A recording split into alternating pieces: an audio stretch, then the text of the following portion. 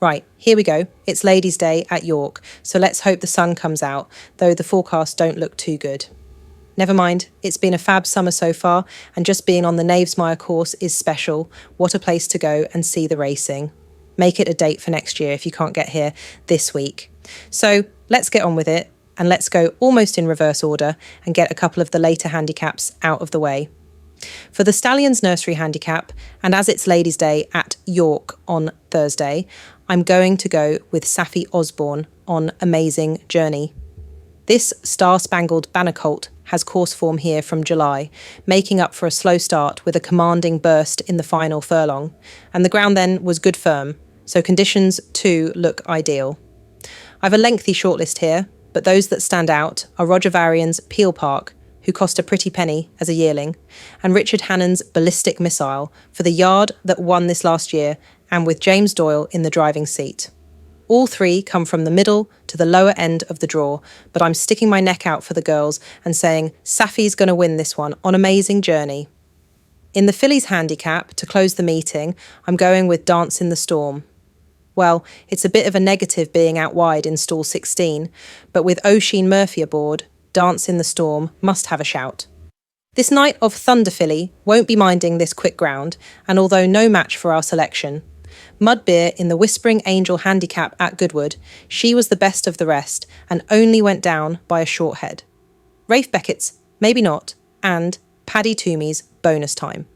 Both line up here with a bit of form, so make my list, while Ed Bethel's Rogue Sensation is an interesting each-way angle, if that's your thing, though he has failed to convince in 2 previous visits here. Oisin Murphy to weave a little bit of magic from out wide and bring Dance in the Storm dancing home. Thursday's Nap lines up in the Galtres Stakes, where I think that Rainbow's Edge is the one to beat. I'd be delighted for our King Charlie and Queen Camilla if Rainbow's Edge does come in, and there's every reason to think so. With a very good second here, in a listed contest last time out, only going down a neck to Sand Gazelle, she wouldn't have to improve much to take this, and there's a chance she might even come on for the step-up in trip. The King is double-handed here, with Aeolian also lining up out of William Haggis's Somerville Lodge Yard, so wouldn't it be nice to have the Royal Silks in the winner's enclosure? The main threat might be from Carl Burke's Golden Horn mare, Carmology, who was second in this last year and has been running with plenty of credit this season, while Irish Oak's fourth, Butterfly Wings, is eased in grade and sure to be in the mix. Come on, Charles and Camilla, let's get you a winner. My next best goes to post in the Clipper Handicap, where William Haggis, I think, holds the key to this, with Bullet Point, who's progressing nicely and lines up £3 well in following a close second at Ascot last time out. He only went down by half a length to Clive Cox's Fear, not who had the assistance of the stand side rail, and that runners-up spot mirrored the same position in the Royal Hunt Cup at Ascot's Royal Do. I think he can go one better here under Tom Marquand if he can fend off the obvious danger from Owen Burrows' Remouse.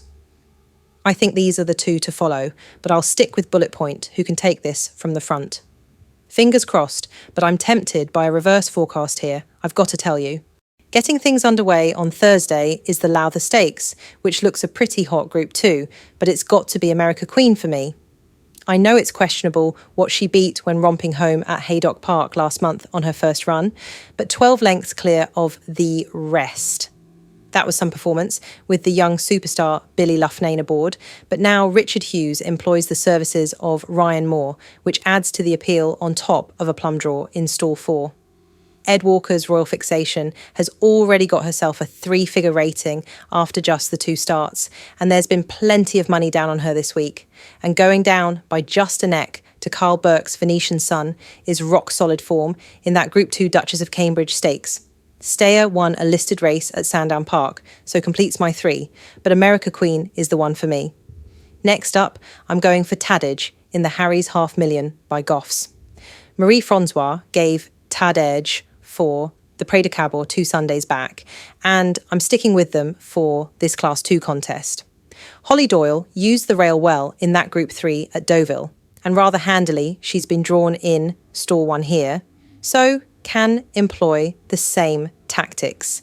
Recent trends suggest on this quick surface, the lower drawn stalls are preferable. So I'm expecting a big run from Holly. Come on, girls, it is Ladies' Day. Let's show the boys how it's done. Rod Millman's Anthelia has been getting plenty of support in the markets, but all her wins have been at 5 furlongs. So Tom Dascombe's Italica looks more of a threat from my viewpoint. While if you want a bit of each-way value, Richard Fayet's Cotai Bell might improve on her first try at 6 furlongs. Yep, Taddage, it is for me. Come on, Holly. For the feature, well, the first thing is what a disappointment to have such a small field in the Yorkshire Oaks. It's been an all-conquering season for Aidan O'Brien, and I think he's adding to the Group 1 tally with Minnie Hawk. Already, he's won both the Epsom Oaks and the Irish Oaks, not to mention both derbies, something that's not ever been done in the same season before. But Minnie Hawk has scared plenty of them off here, so we're left with a field of 4, including stablemate Garden of Eden. Only David O'Meara's Estrange and Ed Walker's Killing Queen are there to take Minnie Hawk on, and it's hard to see her losing this. Minnie Hawk to win, Killing Queen to keep her honest, Garden of Eden in with a squeak.